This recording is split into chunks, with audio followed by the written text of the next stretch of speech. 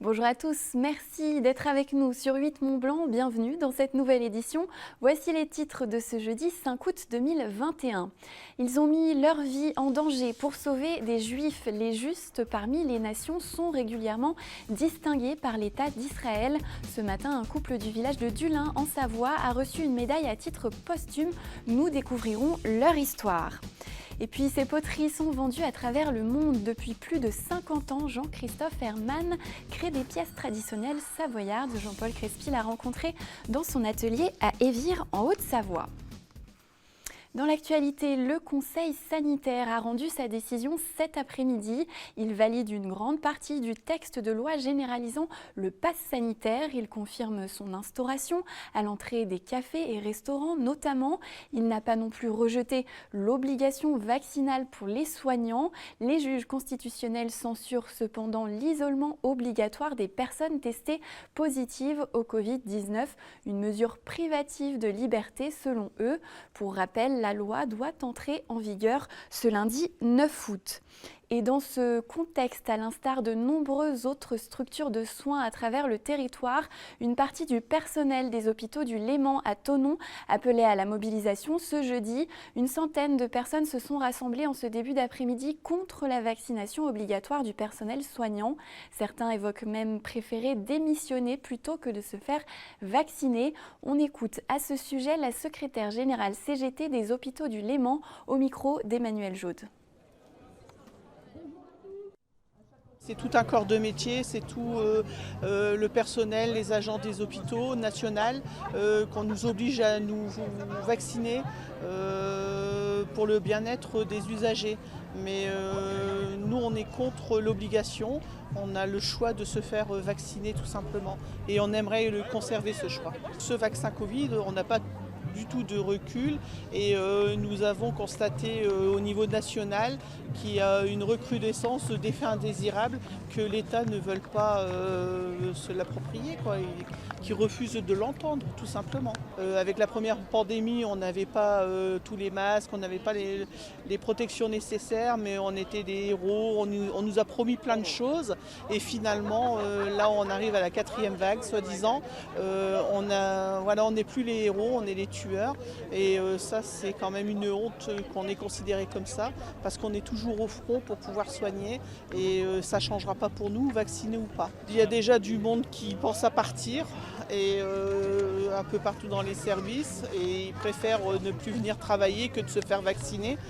Donc nous on demande à M. Macron de réfléchir sur la situation parce qu'on est déjà sous tension au niveau national, il manque beaucoup de personnel soignant et si ça continue, il n'y en aura plus du tout. Et qui est-ce qui va soigner ? Qui est-ce qui va soigner tout simplement ? Parce qu'on est obligé de se faire soigner, donc nous on se dit pas de bras, pas de salaire, on est obligé de travailler et on est obligé d'avoir un salaire quand même pour vivre et eux ils nous tiennent vraiment avec cette carotte, pas de vaccin, pas de salaire quoi. L'actualité, c'est également ce crash en Savoie. Un avion de tourisme s'est écrasé ce jeudi après-midi, peu avant 15 h, sur la commune de Saint-Colomban-des-Villars, au niveau de la route départementale 927, dans le secteur du col du Glandon. L'appareil a pris feu, il transportait 4 passagers, 3 sont décédés et le 4e occupant éjecté est gravement blessé. Il a été évacué vers le centre hospitalier universitaire de Lyon. Les circonstances de l'accident restent pour l'heure inconnues. Ils ont sauvé des vies au péril de la leur. Joséphine et Victor Guichère ont été distingués ce jeudi matin à Dulin. Leurs descendants ont reçu la médaille de juste parmi les nations. Le couple avait recueilli et caché 2 enfants juifs dans leur ferme pendant la Seconde Guerre mondiale. Betty Eppel était l'un de ces enfants et elle était ce jeudi de retour à Dulin pour assister à la cérémonie. Nous étions sur place, reportage. Elle avait 7 ans. En 1942, pour échapper à la déportation, Betty Eppel quitte le nord de la France. Elle est amenée par sa tante à Dulin, près du lac d'Aiguebelette. Avec son frère, elle passera 3 ans chez Joséphine et Victor Guichère. J'étais à Dulin de septembre 42 à septembre 45, alors que ma mère et mon frère ont été assassinés à Auschwitz. Et j'ai été protégée par un couple extraordinaire qui n'avait pas d'enfants. Nous sommes devenus leurs enfants. Et après Isieux, Après Isieux, lorsque 45 enfants ou 44 ont été envoyés à Auschwitz, Barbie est venue nous chercher, ici mon frère et moi, et ils ont frappé à toutes les portes du village et nous ont cachés dans un pétrin. J'ai une profonde affection pour ce village, j'adore ce village. Je suis née dans le nord de la France, mais je ne retourne jamais à Valenciennes. Pour moi, la vie, c'est ce village. Betty ne pouvait pas manquer la remise de la médaille des Justes parmi les nations aux descendants du couple qui l'a recueilli. Toute sa famille a fait le déplacement depuis Jérusalem.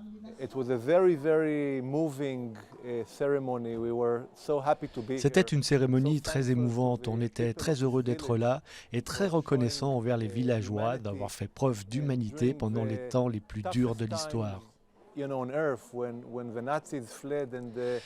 Quand les nazis recherchaient les Juifs, ils ont risqué leur vie pour protéger de jeunes enfants. Joséphine et Victor Guicher ont sauvé la vie de ma mère et de son frère et ils les ont élevés comme s'ils étaient leurs propres enfants. Si les nazis avaient su, ils les auraient tués.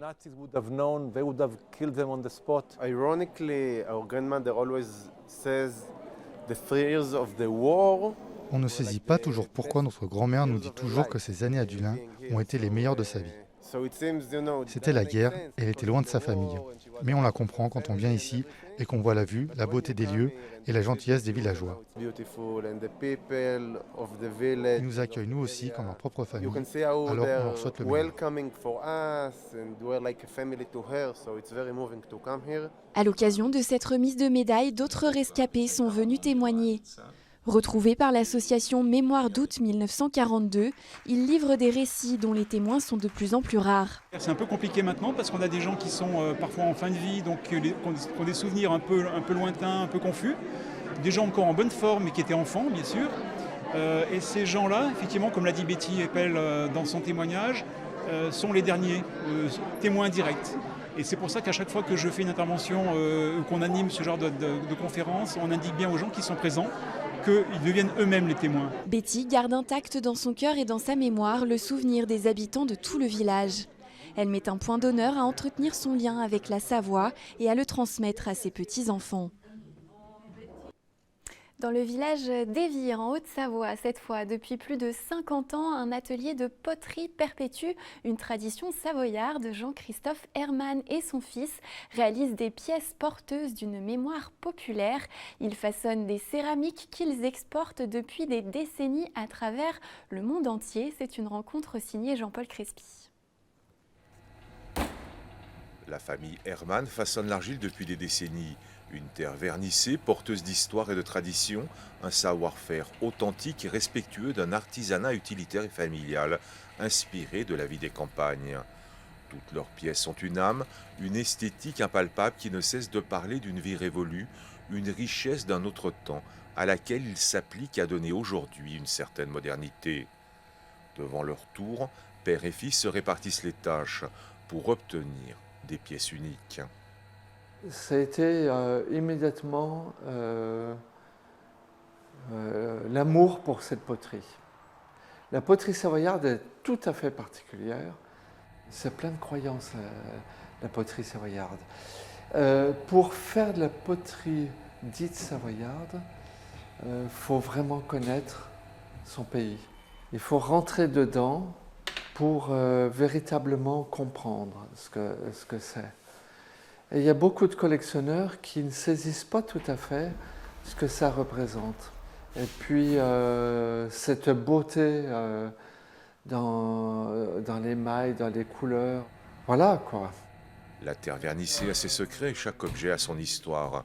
Depuis de longues années, de très nombreuses pièces sont exportées aux quatre coins du monde, des États-Unis au Japon. Une reconnaissance pour un savoir-faire artisanal d'excellence.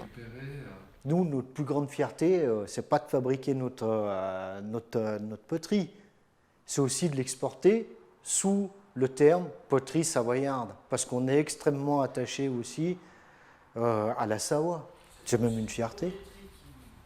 On a beaucoup de demandes de partout, mais on n'a jamais demandé quoi que ce soit. On n'a jamais bougé d'ici, on n'a jamais fait d'exposition. Mon patron m'avait dit, surtout, ne te fais pas connaître, fais-toi découvrir. Et il avait raison. Et c'est comme ça. Moi, je ne peux pas vivre sans ça. Entrer en poterie, oui, je pense, oui. C'est une religion. Il y a quelque chose comme ça. Pendant 30 ans, toutes les pièces étaient cuites au feu de bois. 36 heures de cuisson à 1000 degrés pour apporter de la dureté à la poterie. Aujourd'hui, le four est électrique, une cuisson par palier, puis 3 jours d'attente avant de découvrir les pièces terminées. Et chaque poterie porte obligatoirement l'estampille de l'atelier comme une garantie de qualité et d'authenticité. Le château de Voltaire accueille depuis le mois de juin une exposition surprenante dans ce lieu qui a vu le philosophe des Lumières écrire ses plus beaux ouvrages. Cette exposition célèbre les 25 ans du studio d'animation DreamWorks, connu notamment pour ses longs métrages comme Shrek ou Dragon. Une visite à ne pas manquer pour se replonger dans ces univers fantastiques et animés. C'est une visite commentée par Jean-Paul Crespi. Voltaire, le philosophe du siècle des Lumières, accueille pour leur 25e anniversaire les studios DreamWorks, studio fondé entre autres par Steven Spielberg. Une rencontre très originale pour une exposition qui l'est tout autant. Au détour des salles du château, les visiteurs pourront découvrir l'univers des studios américains et ses héros, de Shrek à Kung Fu Panda, de Dragon à Madagascar, sans oublier les trolls et le chapeauté. Une exposition exceptionnelle de plus de 200 œuvres, croquis, dessins originaux, slides et peintures numériques, des personnages et des scènes des productions qui nous emmènent au pays de tous les imaginaires. C'est du rêve et il faut qu'on rêve, il faut que maintenant on profite de cette expo pour pouvoir rêver, pour pouvoir imaginer et pouvoir apprécier cette notion de art ludique chez nous au château de Voltaire. Moi, ce que j'ai envie que les gens voient, c'est justement pas la technique, c'est qu'ils sentent que le personnage, il existe en vrai. C'est que, comme on dit, un bon plan d'animation, on oublie que c'est de l'animation. Parce qu'il est là pour autre chose. C'est-à-dire que c'est un peu comme dans toutes les disciplines artistiques, on cache la technique, et puis ce qui compte, c'est l'émotion. Ce qui compte, c'est on est dans le moment présent, on regarde l'écran, surtout les enfants, qui est un public très difficile, les enfants. Cette exposition marque l'aboutissement d'un long travail entrepris par la Fondation Art Ludique, jeune fondation consacrée à l'art contemporain du jeu vidéo, de l'animation, du dessin de cinéma, de la bande dessinée et des mangas. DreamWorks, c'est un studio à part, c'est un studio exceptionnel. Ça a été le premier studio à recevoir un Oscar pour un film d'animation, qui était Shrek, évidemment, qui a marqué un tournant dans l'histoire de l'animation, puisque c'est ce côté caustique, ce côté, on est très heureux d'être ici dans le château de Voltaire, puisqu'il y a ce côté un peu impertinent dans cette dynamique artistique de ce grand philosophe français, qui était un ami des arts aussi. Donc on est très heureux, et c'est vrai que fêter les 25 ans de DreamWorks en montrant un peu toute la magie, tout leur style, tous les voyages qu'ils ont accomplis et les films qu'ils ont réalisés à travers des dessins que personne n'a jamais vus, c'était vraiment une occasion de célébrer cet anniversaire. En présentant des œuvres rares autour desquelles un très large public peut se retrouver, l'exposition 25 ans des studios DreamWorks Animation nous offre une plongée dans des mondes imaginaires pour découvrir la virtuosité des artistes du studio. Une rencontre et un moment de partage sous le regard certainement amusé du patriarche de Ferney. Une dernière information avant de refermer ce journal. Prudence si vous allez en haute montagne en raison des précipitations de ces derniers jours. Une quantité non négligeable de neige s'est déposée en haute altitude. 20 à 40 cm de neige soufflée au-dessus de 3000 mètres, propice à d'éventuels déclenchements avalancheux dans les pentes raides. Les conditions météo s'améliorent progressivement dès cet après-midi. Les pratiquants de la haute montagne et les alpinistes sont donc appelés à être vigilants face aux avalanches de plaques de grande ampleur qui se déclenchent avec ce réchauffement. Et c'est la fin de ce journal. Dans un instant, la météo de Thierry Paulme. Et à partir de demain, vous retrouverez des JT tout en images préparés par la rédaction. Nous nous retrouvons en chair et en os en fin d'été pour de nouvelles éditions et pour une rentrée pleine de fraîcheur. Je vous souhaite une belle soirée sur 8 Mont Blanc et je vous dis à bientôt.